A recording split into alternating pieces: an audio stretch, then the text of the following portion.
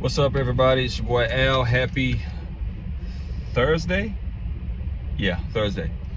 So about this debate, I wanted to wait a little bit so I can process my thoughts. I watched the debate between Donald Trump and Kamala Harris, and overall, despite the perception of some, I think this is a debate where neither party came out for the better. Let's start with, first of all, Kamala Harris and her co-debaters, ABC, who, if you know me, I am one who believes that the Lakers, Kobe Bryant's second without Shaquille O'Neal championship against the Boston Celtics should not be counted because of all the help he got from the referees in that game 7. It was one of the most ridiculous things I've ever seen. And if I'm going to be consistent, I must call out the anchors from ABC who were basically playing Gary Payton to Kamala Harris's Sean Kemp, just throwing her lofts, not forcing her to answer questions. There were several questions that were asked to Donald Trump that he would give his version of an answer, which wasn't an answer, and the moderator would come back and ask him the question over again, trying to force him to answer it, which I have no problem with, only if you do the same for Kamala Harris, which wasn't happening. I believe that while she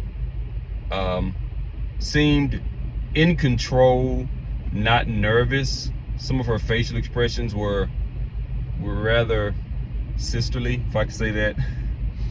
I believe that she didn't do what I was expecting, what I needed to see for her to be impressive enough, and that was for her to give her policies. What were you going to do to change with what's going on and what's happened under the Biden-Harris administration? Some details of what you were going to do to change things would have been something I would have loved to hear from her. What plans do you have in place to stop the illegal immigration? I thought she brought up a great point about how the Republicans blocked the bill that her and Biden tried to pass to get some action there, which is true. But after that, good point bringing that up, gotta hold people accountable. But after that, what's your plan? Or tell us a little bit about that plan that was in place that was going to stop or dial back illegal immigration, about what that plan entailed and how you were going to bring that back again and what we were to be expecting with that, in reference to why you've changed your stances on certain things. For a person who has a reputation of a flip-flopper, it was imperative that you explain why you've changed your stance. If your answer to why you've changed your stance is, I didn't know then what I know now, that's totally acceptable. If it was, I've gained information that I have now that I didn't have then, I've had a change of heart, I've thought things over, I've met people, I've walked these paths that I hadn't walked before, and that's what's led me to change, so be it. But give us something, right? Give us something. So for me, for Kamala Harris, there is the perception in my community that she won. And the perception in my community that she won was tied into the fact that Donald Trumped it. Now, what I mean by that is he got up there and he lost control.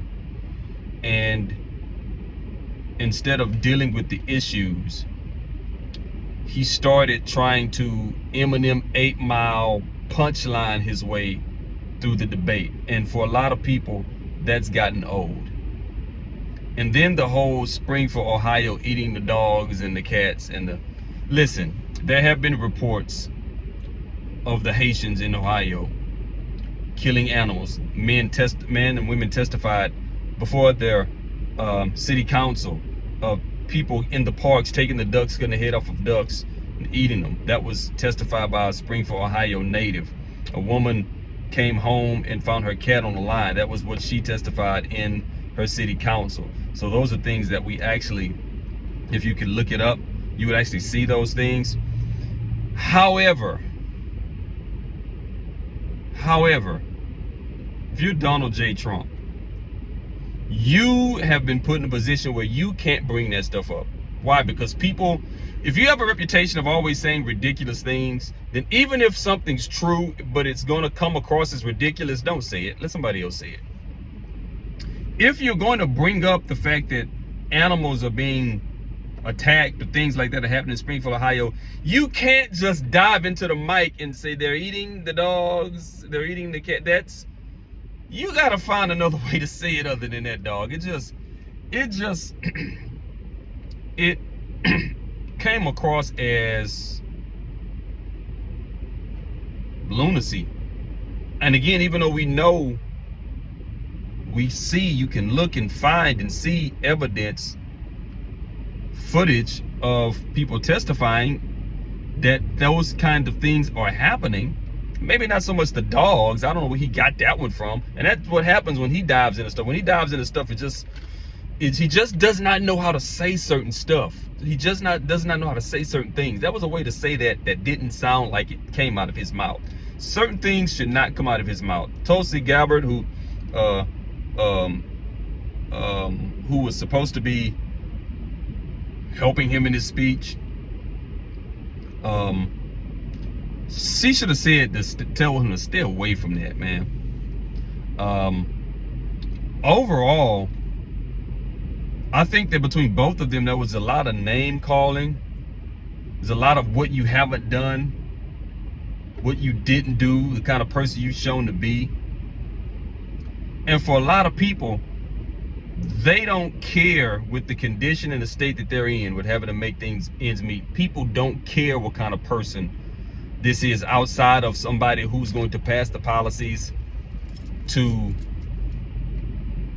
get me and my family where I need to be. In reference to Kamala Harris saying that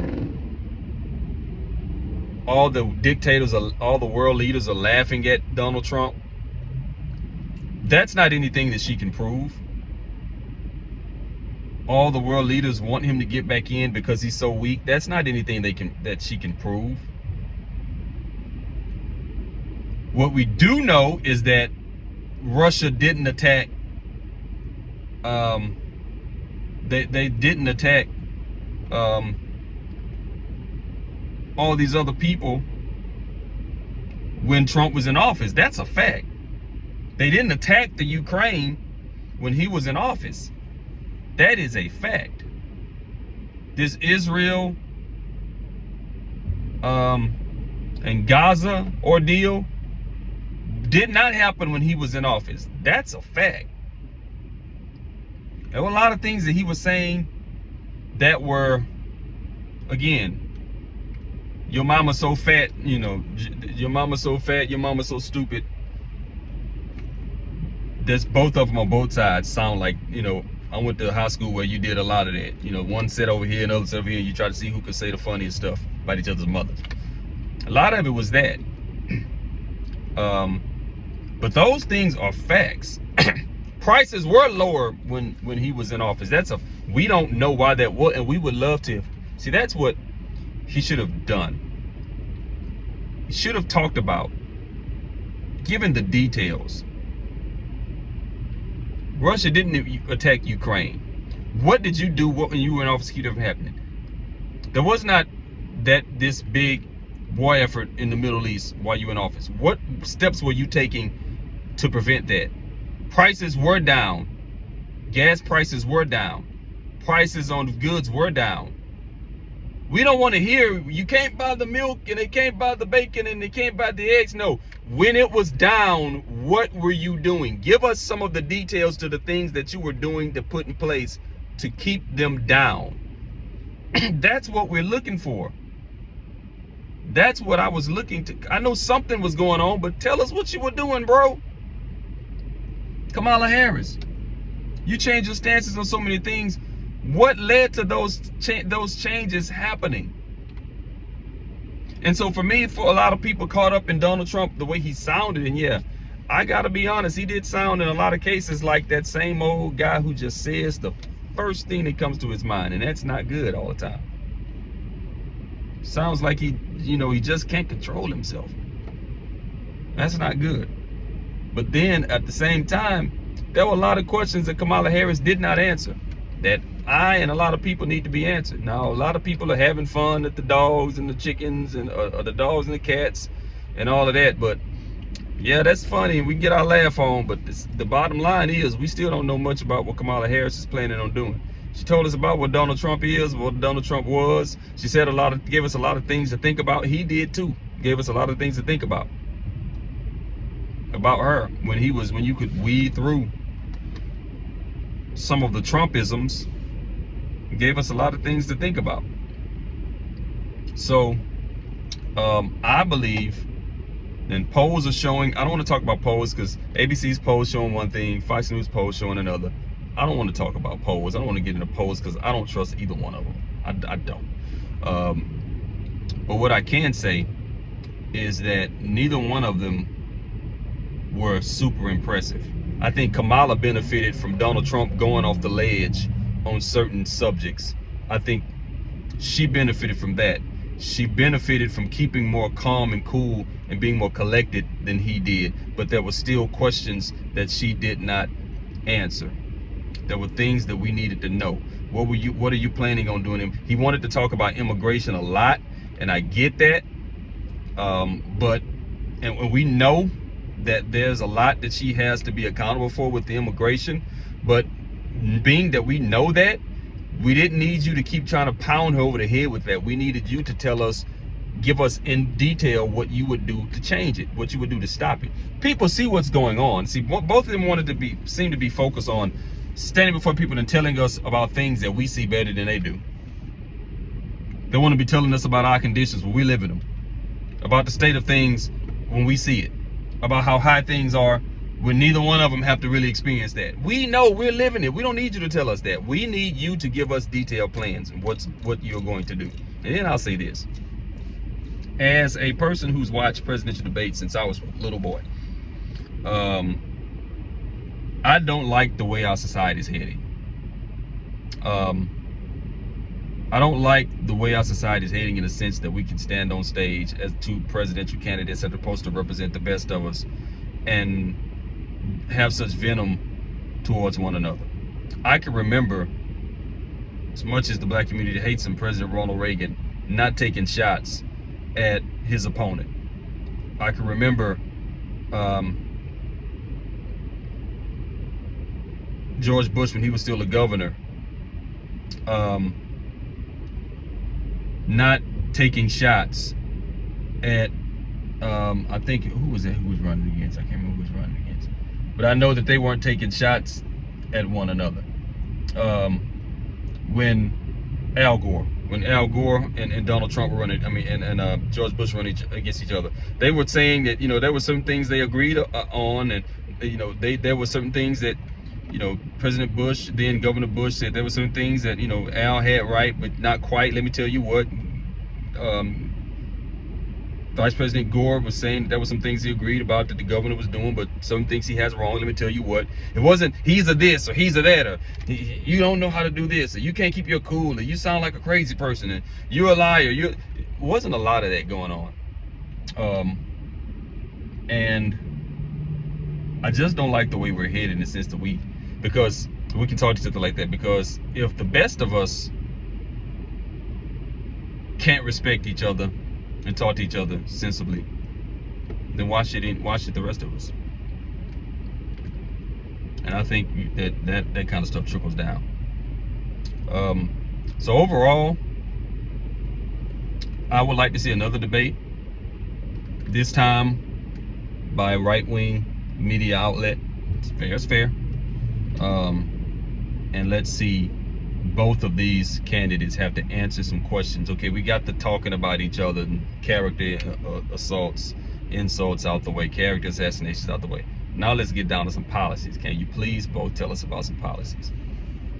Well, that's what I want to hear. Tell me what you think in the comments. Am I right? You think Harris smoked him?